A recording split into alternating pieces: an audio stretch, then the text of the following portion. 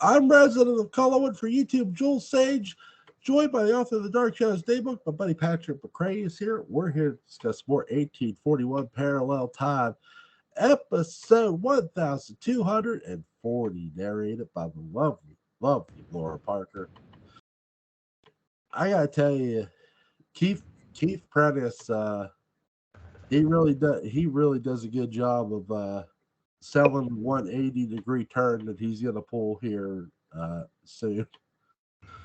I like how in this episode they've mentioned the lottery. They got to have the lottery again, right? So, and Keith says this. Keith Prentice's Morgan Collins. He says this to her. He says this to Catherine down in the drawing room, and up in their room, they're arguing about her participation. She wants to participate. He doesn't want her to participate, which has been a constant theme with Morgan and Quentin. You often hear that coming out of the room. Yeah, you do.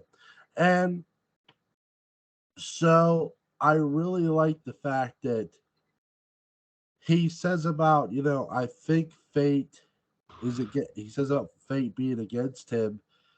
Fate has something designed for him where he feels if he goes in the room and dies, that Catherine will end up with Bramwell. And I really love how he's like, promise me you won't marry Bramwell. So he's the jealousy. It's right there. It is.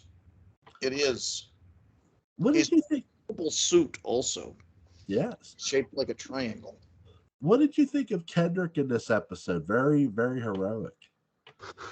He is awfully stalwart. He is awfully happy to volunteer for this. I don't know if he quite knows how it's going to turn out, but he's happy to volunteer. I got to say, the episode begins with a close up on John Carlin. Yeah. John Carlin looks like he's had a rough night.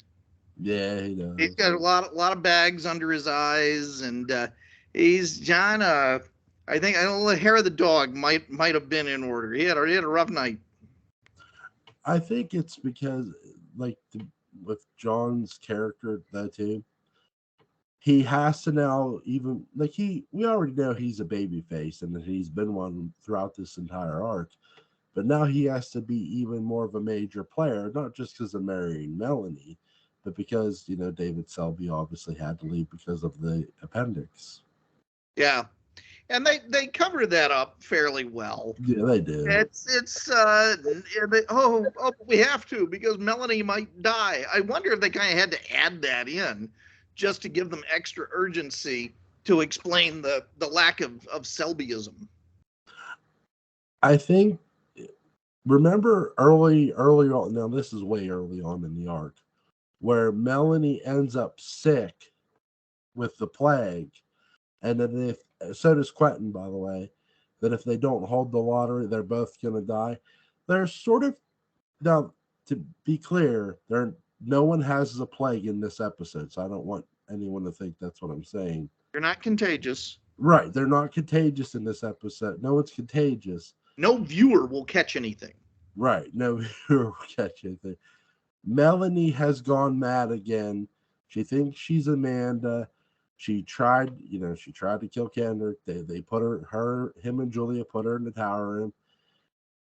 They fear that Melanie they know Melanie will continue to be mad until somebody goes into the room. But they're also afraid that Brutus will kill her. And I think that's a great ad because at this point, who's to say Brutus won't kill her? Maybe he will, maybe he won't. He's a capricious guy. He's happy-go-lucky. He could do anything. Yeah, I mean, we've seen him do some pretty amazing and sinister stuff all at the same time. And I believe when they say about, they're afraid Melanie would die, I buy it because, I mean, Brutus has been very, very unpredictable. He is something unpredictable, but in the end, he's right. Yeah. And that's why I hope he's having the time of his life. Yeah. what did you think of Joan Bennett also returns in this episode finally? We haven't seen her in a while. Flora is back. And she says she's the one that says, hey, we gotta have the lottery. Morgan is the one who says Quentin's not here. He's in Boston. He won't be back until Monday. No, he won't. But wishful thinking. Do you hear that? Yeah, Dan Curtis is going, do you hear that, doctors? Monday. Could you imagine the phone call? That would be interesting. But I really like what the writers did here with writing Quentin out in the sense for the rest of this arc. He's in Boston, and it's going to be long enough where he doesn't have to come back for this arc. I think this was very, very smart and very clever by both Sam and Russell. Really, really well done. As always.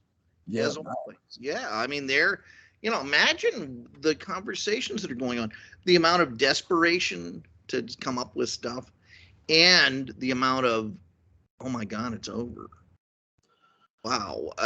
Being a little awed by that, awed and relieved. Yeah. You asked me in the prior episode we did, who would I have brought back? And I said Christopher Pennock. I thought about somebody else too. I really, really would have brought back the Michael Stroka to the Midnight Stroka. Yeah. All right. And he would have had him play an exorcist or a priest. He could have fit that role too. So sure, yeah. Why not? Why they bring in a whole legion of exorcists? Yeah. I say the time is right for Craig Slocum. Yeah. More Craig Slocum. Eastvon. Yeah. I really like everybody in this episode. Catherine, Laura Parker does a great job. She has another dizzy spell because keep in mind, Catherine is pregnant with Bramwell's baby. Morgan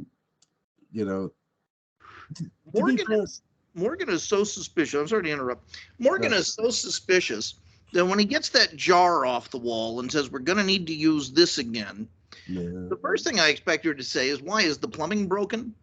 And then he was going to ask for a sample to go have it tested to find out if she's preggers. But then they, ruined it by putting lottery slips in it. So great. I don't want to stick my hand in that thing.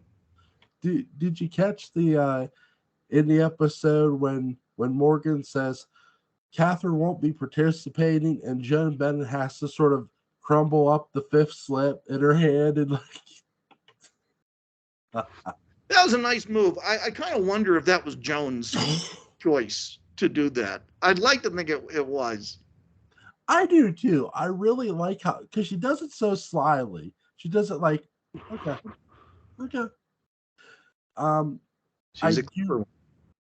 I do like the fact that we're getting a lot of Catherine and Morgan tension in this episode. We're getting the feel of it.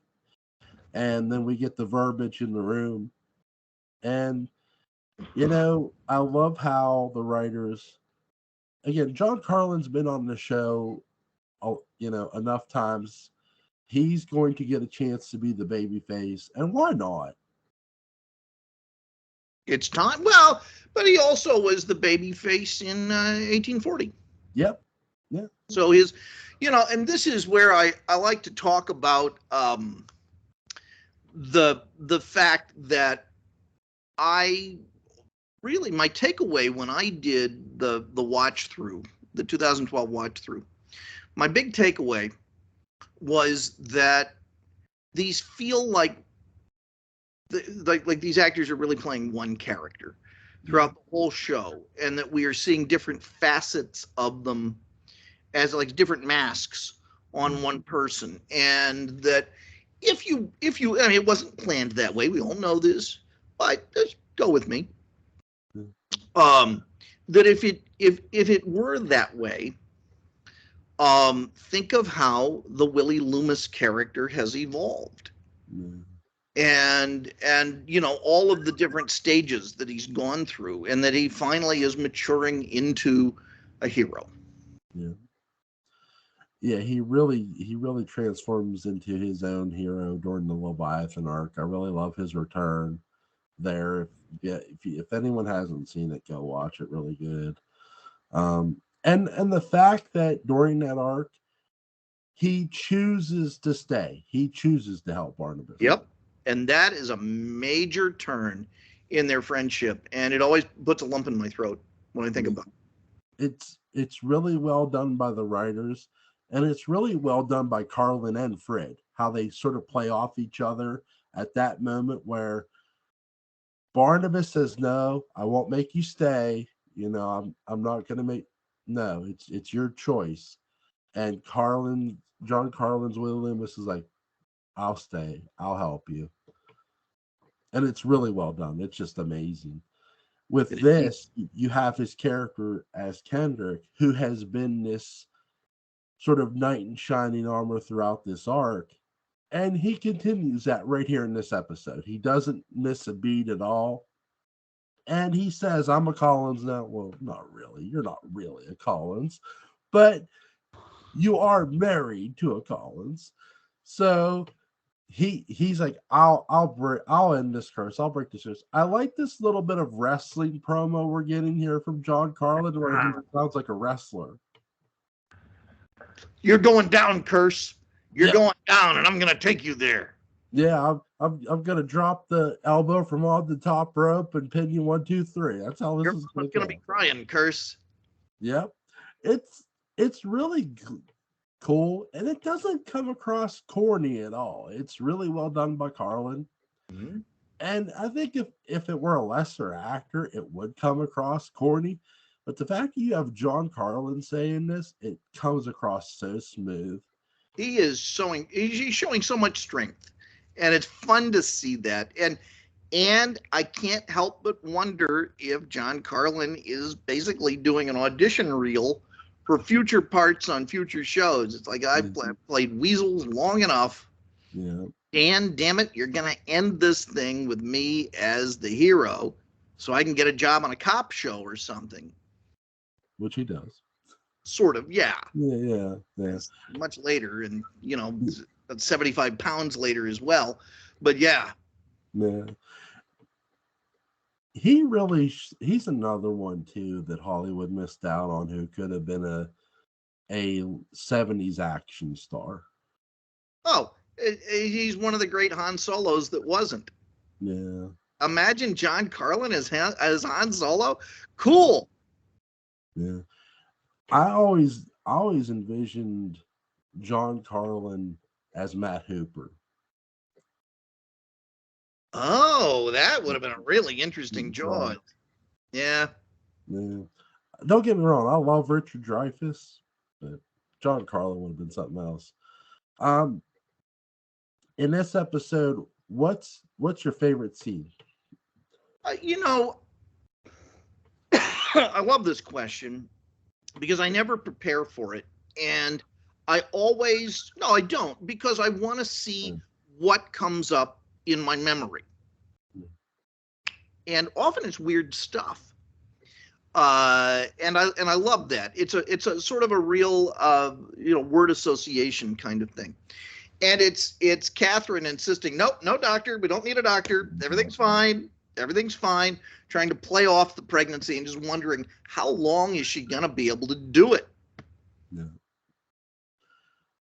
I know we don't get any supernatural effect in this episode, but I really like, my favorite scene in this episode is when they are in the room and you actually, again, Keith Prentice, Morgan Collins, he has to display this 180-degree turn that's going to come later, or leave enough of a hint that it's going to come later, but it's not such an overly hit you over the head hint. It's a little jab here, little jab there. And the jab here is, if something happens to me, promise me you won't marry Bramwell. And that is enough for me. And I really love what Keith Prentice does there. I do too.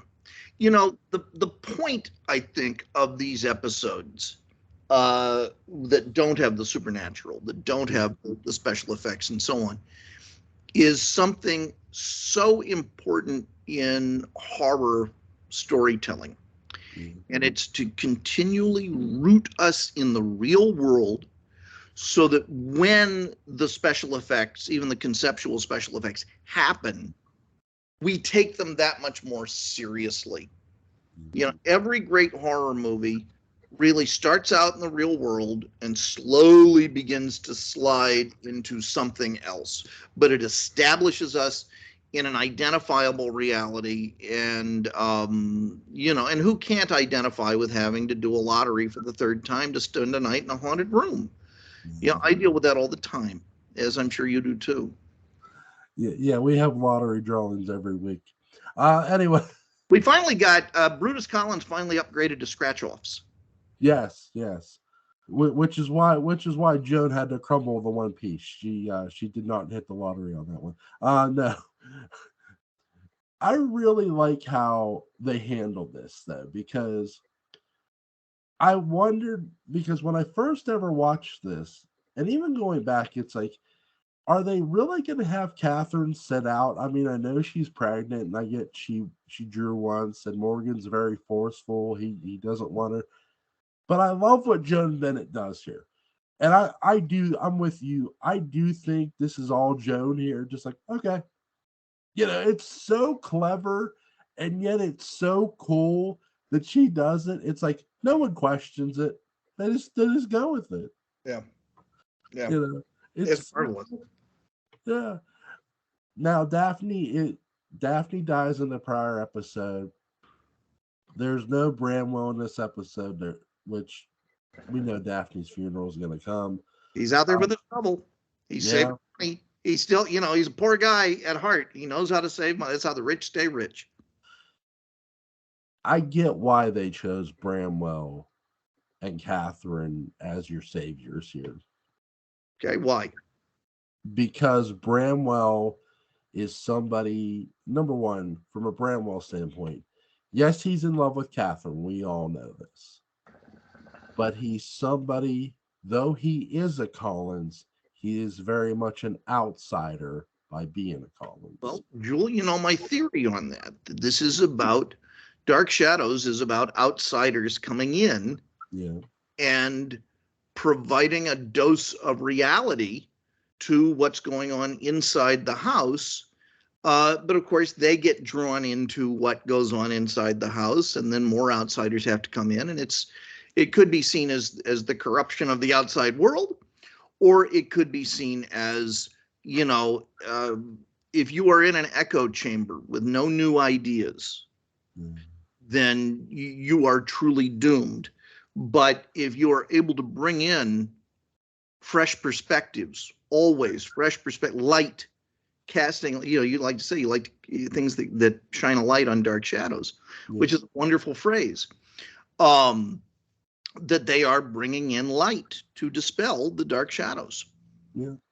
And it's really well done too, how they choose him, because with him being an outsider, even though yes, his last name is Collins, but he's not only been treated like an outsider, he makes himself feel like an outsider, and he, in every way, he is. He's somebody who disdains the family that lives in a great house. He wants nothing to do with the room, and yet he's going to have a lot to do with it later on. So now, if I am correct, this was a Friday episode, which, and it's a good cliffhanger for Friday, you know, because we want to see, oh my God, how does Kendrick deal with this? Yeah. So we are moving on to the final 5. The next episode that we see, we will be embarking on the last week of Dark Shadows. Wow. Wow.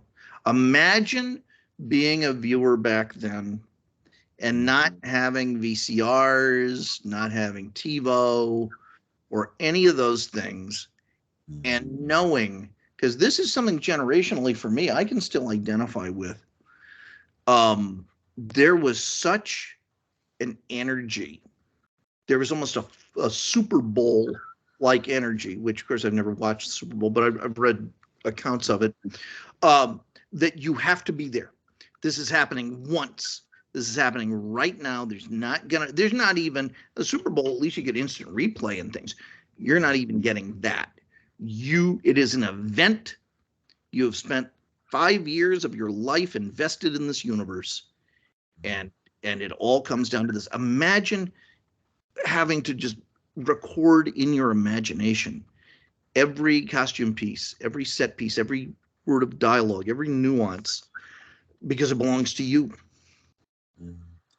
I really like how, because again, I wasn't alive in the 60s, but no matter when you watch Dark Shadows, you can really get an appreciation for this show, what the writers have done, what the actors have done, and what they did on screen, and the effects, especially in 1841, they're your reward in this arc, and they're really well paced and well spaced out enough where it's not like every episode. We've talked about, you get a lot of adult stuff in 1841, the most adult arc ever. But when you get a special effect, you really feel you've earned it and you get the reward. And I think Dark Shadows does that a lot. I think they do a good job with that. Imagine being the one viewer who had not gotten the memo that the show was going off the air. They'd heard about Dark Shadows for years. Yeah. And they tune in to this episode and they think, man, what a great show. Thank God. I mean, those other soap operas, they've been on the air forever. I'm finally one of the cool kids. I'm finally in on the ground floor. That guy, I want to meet that guy. Yeah. He's still waiting for the next episode. He thinks they just keep being preempted. Yeah. Do you think Dark Shadows could have continued on radio if they hadn't? Well, I mean, I guess. Are you asking artistically or are you asking realistically? Both. Artistically, sure. Oh, yeah, it would have been great. Realistically, no. The radio show was dead in that sense at that time, and NPR had yet to kind of try to revive it a little bit, like they did with Star Wars and so on. But it would have been marvelous for radio. And Big Finish gave us a little bit of what that would be. I mean, the stories are. I think Big Finish has kind of stopped doing Dark Shadows. Maybe I can begin to give my opinions a little more openly on some of those choices they made. I have real mixed feelings on the Big Finish stuff, but they did give us some audio stuff, and they gave us the work of the fantastic Mark Passmore. Holy mackerel, can that guy write? Like, there are old-time radio stations that still play like old-time radio syndication shows, like WMBS here in Fayette County, Pennsylvania. They play the old Shadow radios, which I found something for you, Jewel. Hang on, I got something here. I thought of you. Nice. Yeah, the Shadow himself. Very, very nice. Awesome. What's the what was the most shocking thing for you in this episode? I think that Catherine is able to continue this charade with Morgan. It's hard to say shocking because, you know, I mean, I've seen these all, but I think I know the spirit of your question. Yeah, that. Yeah, I'm with you on this because you get Keith Prentice as Morgan gives off the sense of such suspicion when she says, don't call the doctor, I'm fine. Wouldn't you be the first to know? And I'm thinking, this is where Morgan needs to be like, I'm not so sure anymore. He's caught in a trap. And he can't get out because he loves her too much, baby. He does. The kissing scenes between Morgan and Catherine, between Laura and Keith, are really well done. And you can tell that, look, if the kissing scene and the marriage don't convince you Morgan loves Catherine, the fact that Morgan goes into the room and takes Catherine's place should let you know that he does love her. You know? Yeah. Really just, he really did love Catherine. And I do think Catherine loved him. It's just Catherine also loved Bramwell too. That's and that's a very mature take. Yeah. You know? It just really well done. And I love how, though we don't get Melanie in this episode, the mention of Melanie hits all the right nerves. It does. You know. Is there anything you want to add about this episode? About this episode, no. But I gotta say, I know I say this on occasion, but I need to say this again. It is such a privilege to be a part of these and to be on your show and to be brought on and to come into people's homes and to be able to chat with such an insightful and literate and enthusiastic guy such as yourself about something that we both enjoy. And I am humbled, truly humbled, to be a part of this. And I know you're working on a little cold there, and so you're the hero of this episode.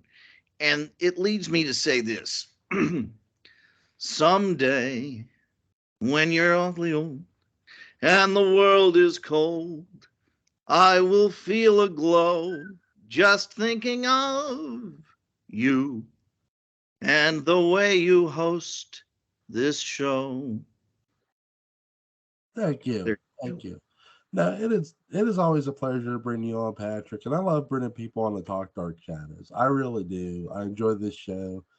And it's fun to get in. When I wanted to do 1841, I'm thinking I want to do this by episode because it deserves this attention.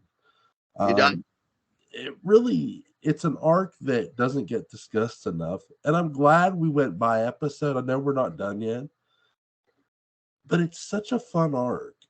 Not just because of the maturity, just because of the characters in general and the way the actors and actresses play the characters. Well said. Yeah. But what are you doing tomorrow night, my friend?